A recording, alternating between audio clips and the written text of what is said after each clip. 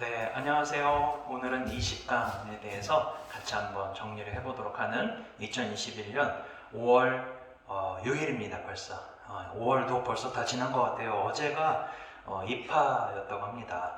이제부터 여름입니다. 여름인데도 불구하고 일교차가 여러분도 알다시피 굉장히 심하기 때문에 여러분들 감기 조심하시고 따뜻한 물 가급적 여러 번으로 나누어서 자주 마셔주시면 되겠습니다. 자, 오늘은 20강을 선생님이랑 같이 정리해 볼 텐데 20강에서는 앞서서 우리가 정리했었던 임진왜란이 종료가 되었고 그 임진왜란의 여파로 우리나라 조선과 명나라의 정치적 흐름이 바뀌게 됩니다. 일본에서는 정권 교체가 일어나서 에도막부 정권이 수립이 되었고 명나라는 너무나 많은 군사력을 소모했기 때문에 재정적으로 약화가 되어서 결국에는 각 지역별로 농민들의 반란이 일어났던 시기였습니다.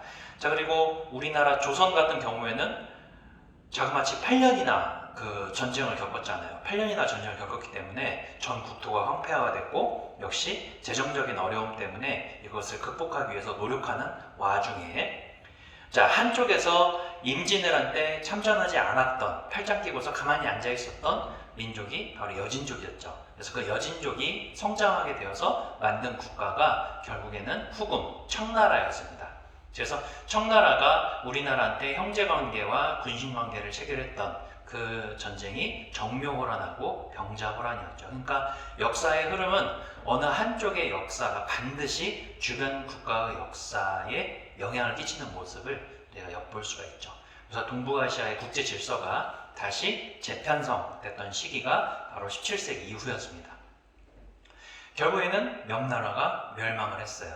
그래서 농민 반란군을 이끌었던 이자성의 난에 의하여서 결국에는 1644년에 중국 베이징, 수도인 베이징이 점령을 당하게 됨으로써 명나라는 역사 속으로 사라지는 모습을 보게 됩니다. 자, 이때 명나라의 장군, 명나라의 장수였던 오삼계라는 장군이 베이징을 이자성을 중심으로 농민 반란군한테 점령을 당하자 이때 당시 명나라는 청나라랑 전쟁을 하고 있었던 와중인데 명나라를 침략하는 청나라 군대에게 도움을 요청하게 됩니다. 명나라 장수이고 산하이관이라는 지역에서 청나라를 방어하는 업무를 맡았던 장군이 오삼계였음에도 불구하고 자신의 적이었던 청나라의 손을 이끌고 이 세력을 이용해서 너네가 베이징을 점령하는데 중국 지역을 점령하는데 내가 도와주겠다 하고 나섰던 사람이 바로 오삼계입니다. 그러니까 청나라의 세력을 이용했던 거죠. 그러니까 내가 만약에 오삼계였다면 저라도 이랬을 것 같아요. 왜냐면은 명나라는 지금 거의 무너지고 있었던 상황이고 그 명나라에 반발해서 각 지역에서 지금 농민 반란군이 일어나고 있었던 상황이죠. 근데 나는 그 와중에 명나라에 몸을 담고 있는 장군이란 말이죠. 그래서 농민 반란군은 진압은 해야겠는데 명나라는 지금 해가 지고 있는 나라이고 또 때마침 북쪽에서 청나라가 내려오기 때문에 밑에서는 농민 반란군 때문에 힘들고 위에서는 청나라의 공격 때문에 힘들기 때문에 여기에서 오도 가도 못했던 것이 바로 명나라의 장군들이었을 겁니다. 그래서 이왕 이렇게 된 거 명나라는 이미 무너졌기 때문에 각 지역의 농민 반란군을 빨리 내가 청나라한테 협조를 하면 농민 반란군도 진압시킨과 동시에 청나라를 도와줬기 때문에 청나라로부터 인정을 받을 것이다. 즉 내 자신의 밥그릇, 내 위치는 지킬 수 있는 거죠. 와, 대단한 거죠. 그러니까 순간적으로 팍팍팍 판단이 들었던 겁니다. 그러니까 제가 만약에 오삼계였더라도 그렇게 하지 않았을까? 너무 좀 비열한가요? 모르겠어요. 그때 당시 이제 오삼계한테는 어떠한 생각과 어떠한 마인드가 들었는지 모르겠지만 이랬을 것 같아요. 난감했던 거죠. 한마디로 당황을 한 거죠. 그러니까 명나라는 거의 무너지고 있었던 상황이기 때문에 명나라가 튼튼하게 버티고 있으면은 당연히 청나라한테도 싸워야 되고 농민 반란군도 진압해야 되는 게 맞는데 거의 명나라가 무너지고 있었던 상황이기 때문에 이렇게 판단을 했던 것 같습니다. 그래서 명나라의 장수 오삼계가 청나라의 세력을 이용해서 베이징, 빼앗긴 베이징을 농민 반란군으로부터 다시 되찾게 됩니다.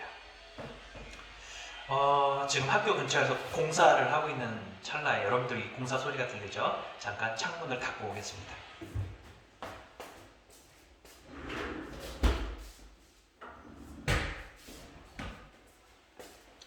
자, 그래서 이 오삼계를 비롯해서 그때 당시 핵심 인물들로 지목된, 즉 힘이 센 어느 정도 세력을 유지하고 있었던 명나라의 장군이 오삼계 상지신 경정충이라는 장군이 있었는데, 이 사람들이 그 지역을 통솔하고 그 지역에서 세력을 잇는 것을 번이라고 해요. 번.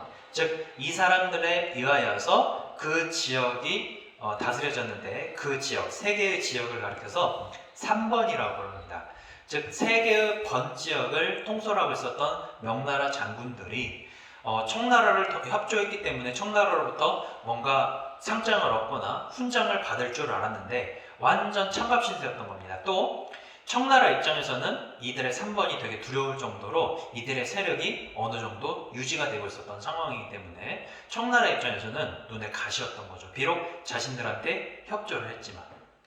자, 그래서 청나라 군대가 이 3번을 진압시키려는 움직임을 보이자 이 3번에서 난이 일어났어요. 이것을 3번의 난이라고 부릅니다. 결국에는 청나라에 의하여서 3번의 난도 진압되는 모습을 보게 되고, 명나라를 다시 일으켜 세우자라고 정성공이라는 사람이 타이완, 대만 지역에서 반란을 일으켰지만 역시 진압되게 됩니다.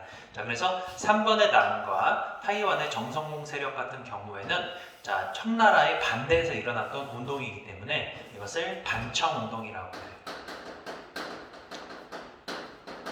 반청운동이 일어났지만 곧바로 청나라한테 진압되는 모습을 보여주게 됩니다. 자, 그러면 청나라는 중국 대륙을 다 소나기에 짊어주었죠. 임진왜란때 다 팔짱 끼고 있었던 것이 드디어 빛을 발하는 순간입니다. 자, 그래서 청나라는 일단 여진족이 세운 국가죠. 여진족이면 중국 입장에서는 오랑캐 취급을 받았던 사람들이었기 때문에 중국 대륙을 점령했던 여진족이 지배하자마자 외쳤던 것이 하나 있어요.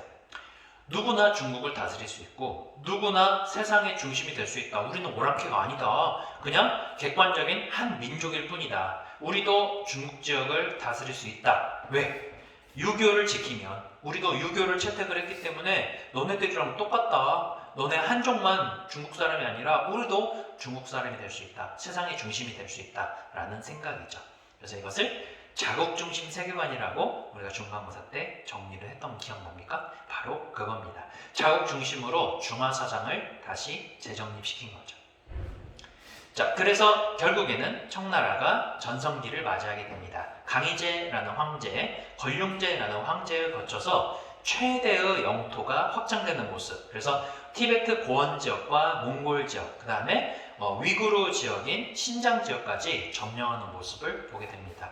그래서 TV 화면에다가 그때 당시 청나라가 가장 넓은 영토를 지배하게 되었는데, 그 지배하게 된 영토를 살짝 한번 볼까요? 네, 이렇게 넓은 지역, 오늘날 중국의 영토보다 더 넓어요. 아유, 갑자기 꺼졌네. 갑자기 꺼졌어요. 이게 지금 켜놓은 지 오래되다 보니까 갑자기 꺼진 거예요. 절전 모드. 자, 엄청나게 넓죠. 그래서 노란 색깔로 칠해진 지역이 오늘날 이제 몽골입니다. 그 다음에 몽골 그 울리 아스타이라고 되어 있는 그 노란색 지역, 그 왼쪽에 보면은 신강이라고 나와 있죠. 자, 이 신강 지역이 이제 위구르 민족이 살고 있었던 지역인데 여기를 이제 점령하는 모습을 보게 됩니다. 자, 그 다음에 여기 보면은 청해, 왼쪽 신강 바로 밑에 서장, 청해라는 지역이 바로 티베트 고원 지역인데 여기에 살고 있었던 티베트족까지 이제 점령을 하게 됨으로써 중국 최대, 역사상 최대의 영토를 지배했던 그 시기가 바로 청나라 때였다는 거. 그 중에서도 전성기가 바로 강희제에서 옹정제, 건륭제까지 이러한 황제들이 다스렸던 시기가 바로 중국의 전성기였던 겁니다. 자, 중국은 이렇게 명나라가 무너지고 청나라로 교체되는 명청교체기였다면 또 써볼까요? 중국이라는 글자 바로 옆에다가 명나라 멸망, 청나라 번성, 명청교체기라고 써주세요. 명나라에서 청나라로 교체되는 시기라는 뜻입니다. 간단하죠? 명청교체기. 자, 이에 반면에 우리나라 조선은요, 청나라한테 무릎을 꿇었죠. 인조가. 그래서 땅땅땅 머리를 땅에다가 머리를 조아리면서 굴욕적인 항복선언을 하지 않았습니까? 이것을 삼전도의 굴욕이라고 배웠죠.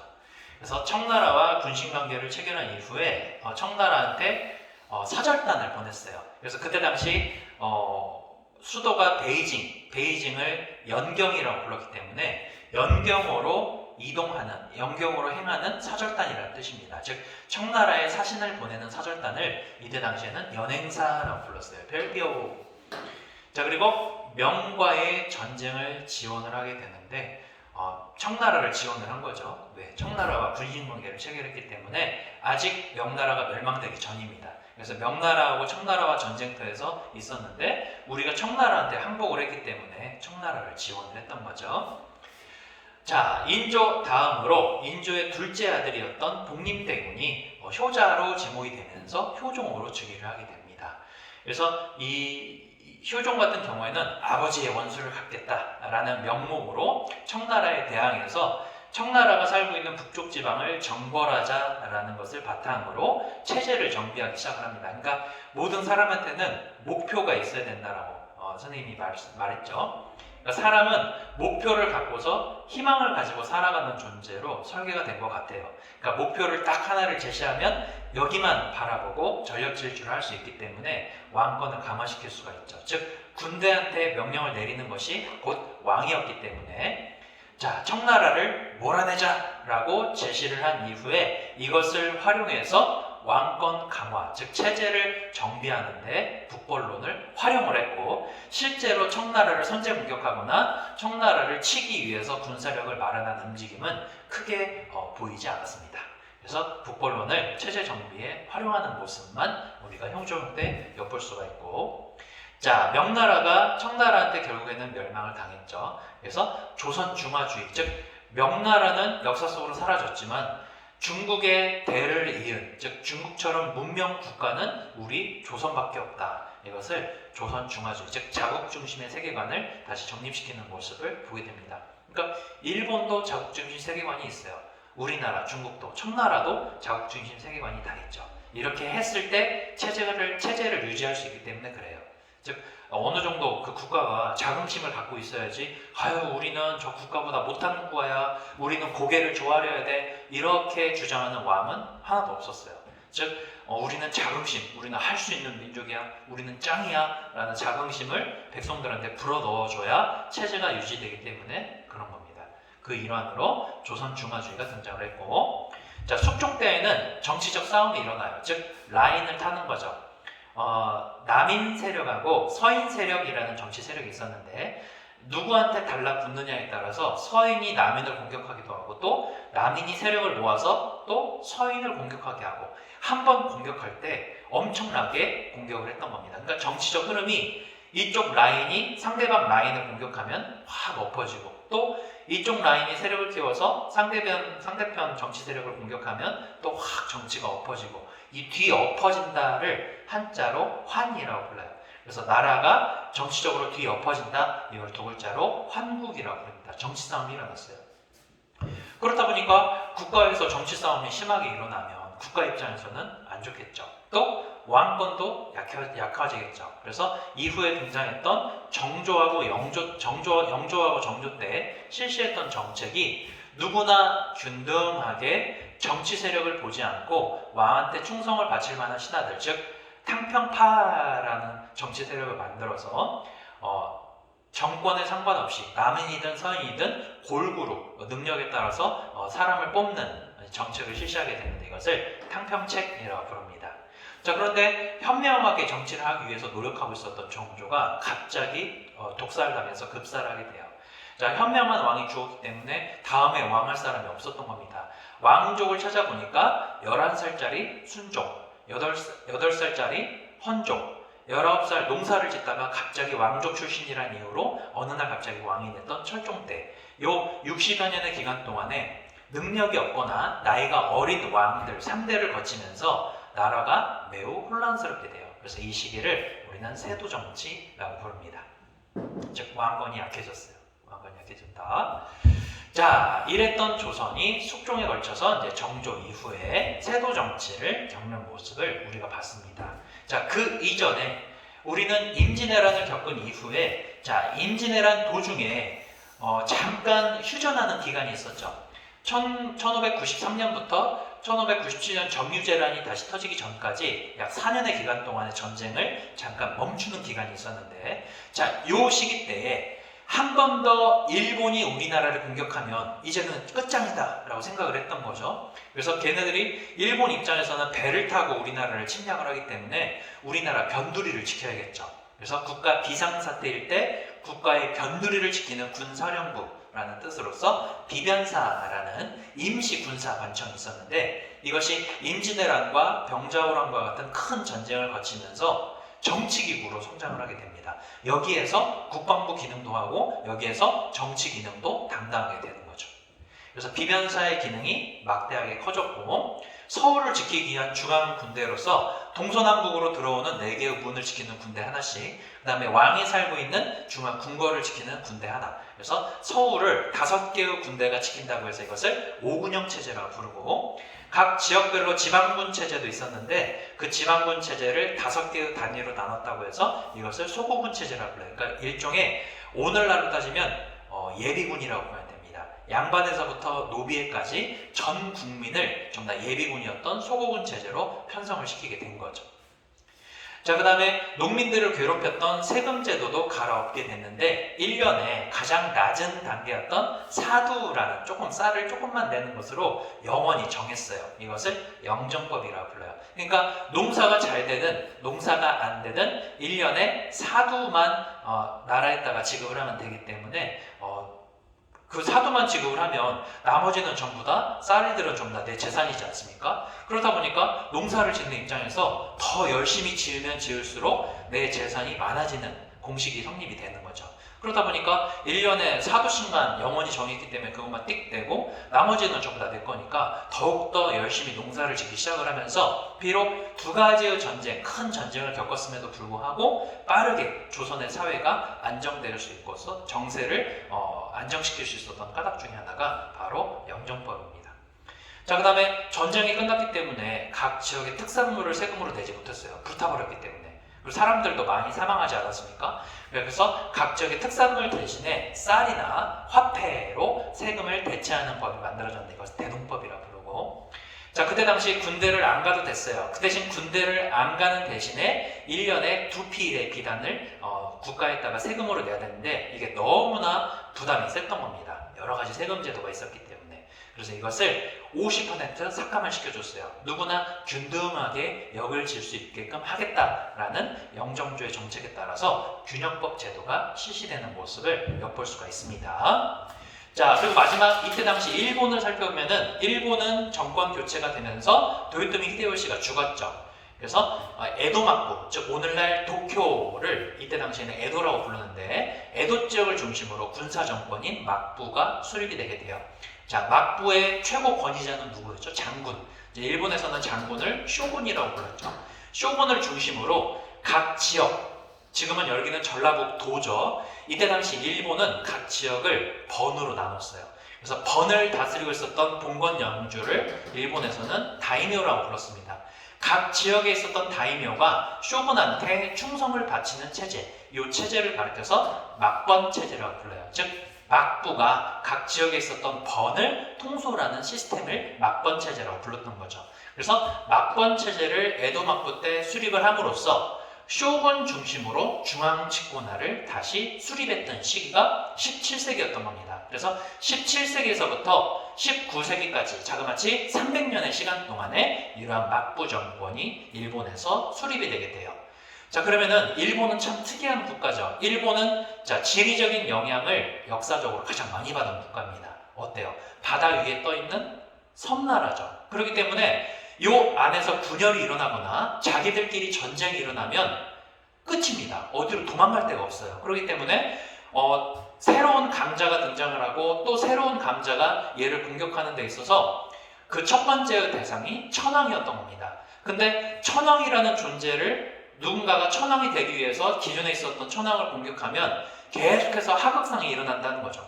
그러면 결론은 모두 다 멸망을 하기 때문에 천황만큼은 건들지 말자. 즉 천황을 신격화시킨 겁니다. 즉 하늘의 아들이다. 천황을 믿고 섬길 수 있도록 하나의 목표를 정한 거죠. 천황이라는 존재가 위에 있고 그 밑에 쇼군이 있는데 실질적인 정권, 실질적인 권력은 쇼군이 갖고 있었고 천황만큼은 건들지 않았던 거죠. 그러니까 천황이라는 존재가 머리 위에 있었기 때문에 밑에 있었던 다이묘들이 전쟁이 일어나거나 다툼이 일어나도 위에서 천황이 지시를 내리면 싸우지 못하는 겁니다.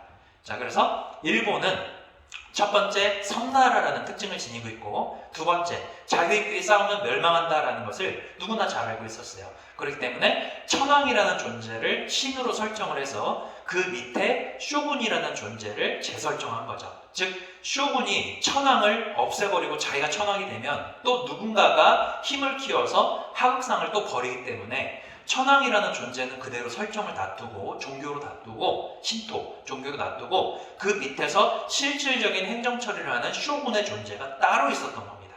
그러니까 천황은 실질적으로 권력이 없었어요. 물론 처음에 천황이라는 존재가 있었을 때는 권력이 셌겠죠.